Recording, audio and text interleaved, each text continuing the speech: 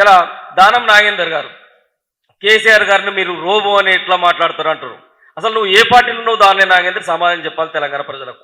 ఇలా అటు ఇటు కాని విధంగా ఏ పార్టీ చెప్పుకోలేనటువంటి విధంగా నీతిమాలిన రాజకీయాలు చేస్తున్నటువంటి దానం నాగేందర్ ఖబర్దార్ గుర్తుపెట్టుకో.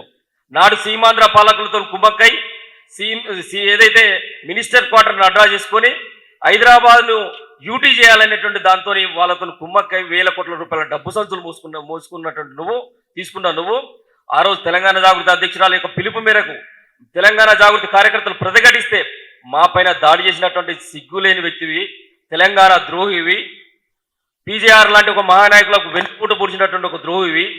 ఈనాటి వరకు నీ పార్టీ ఏదో ఇప్పుడు చెప్పుకునేటువంటి తెలివి లేదు నీకు. ఏ పార్టీ అని చెప్పుకోవడానికి నీకు కనీసం ఒక అర్హత లేనటువంటి వ్యక్తివి.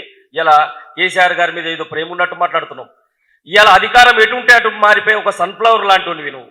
నిజంగా నేను ఆ సన్ఫ్లవర్తో కూడా పోల్చడం చాలా మాకు సిగ్గు అనిపిస్తుంది. అధికారం ఎటుంటే అటు తల తిప్పేటువంటి వ్యక్తివిగా నిన్ను చూస్తున్నామే తప్పితే ఇంకో రకంగా ఈ తెలంగాణ సమాజం ఎక్కడ కూడా నేను నమ్మదు.